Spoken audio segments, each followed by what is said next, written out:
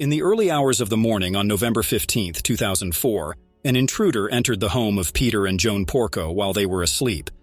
The intruder retrieved an axe from within the house, ascended the staircase, and entered their bedroom. There, he launched an attack on the couple while they were lying in bed.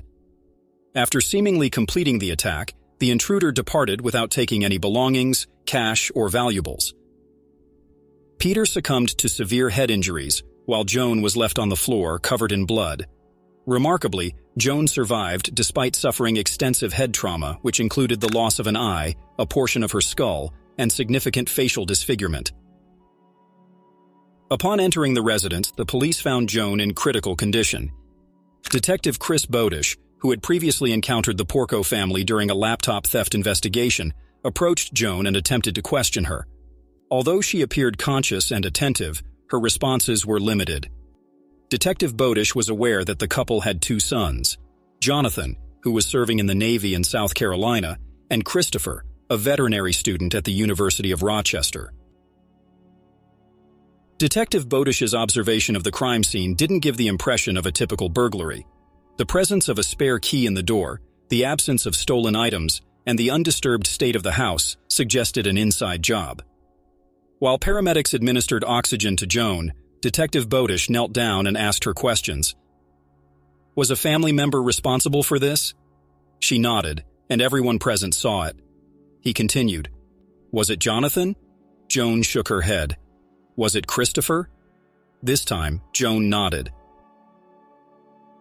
Police initiated a search for Christopher, who was located 200 miles away. According to his account, he was by himself in his dorm room when a reporter contacted him, inquiring about his parents' murder.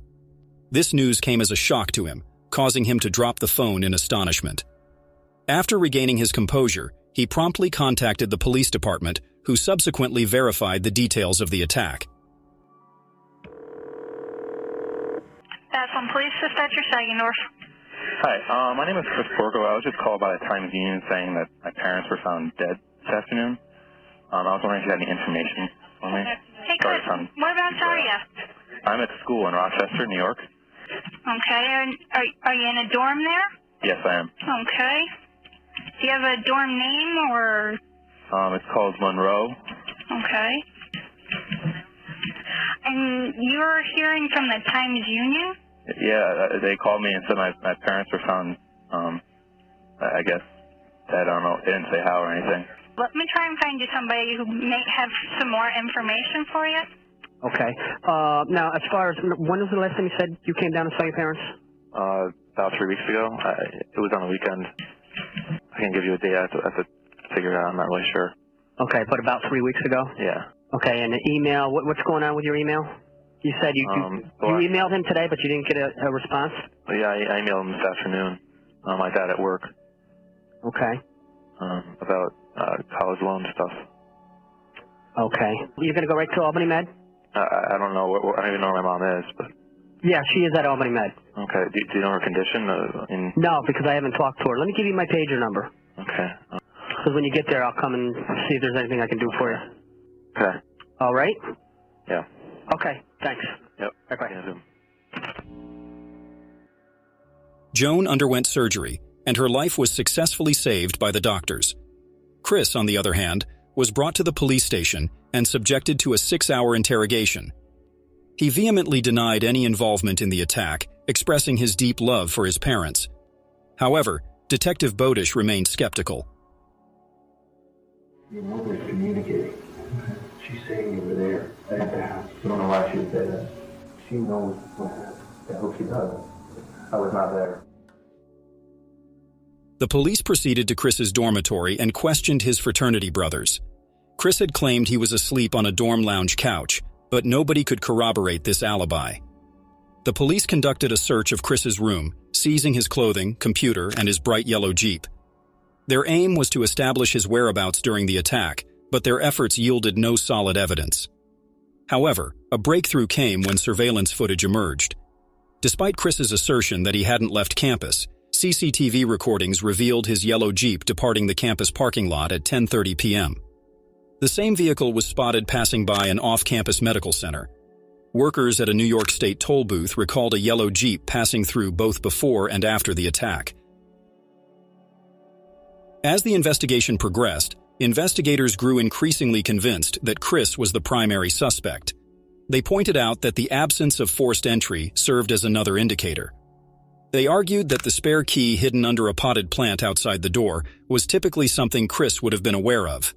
Moreover, the home's burglar alarm had been deactivated using the correct master code and then deliberately smashed in an apparent attempt to stage a break-in.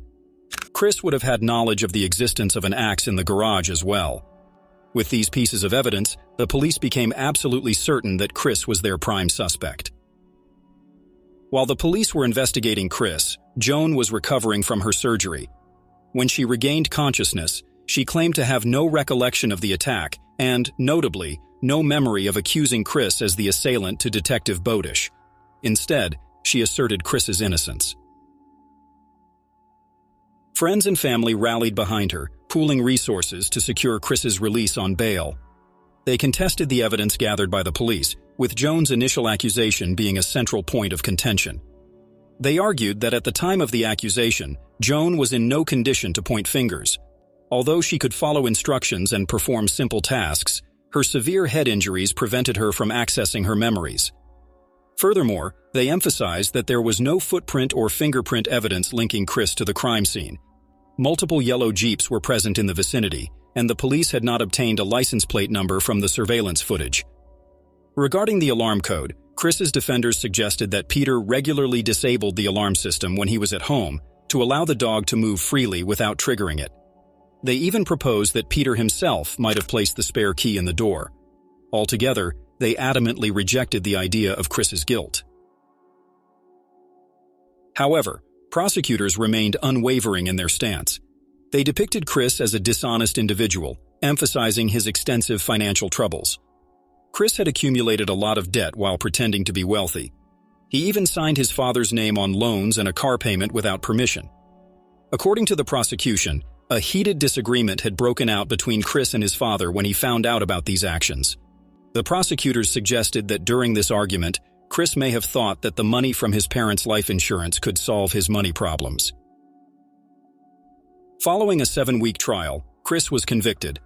The prosecution didn't rely heavily on his mother's accusation. Instead, they emphasized the importance of surveillance footage, the overall circumstances, and the testimony of over 80 witnesses. As a result, Chris Porco received a 50-year prison sentence.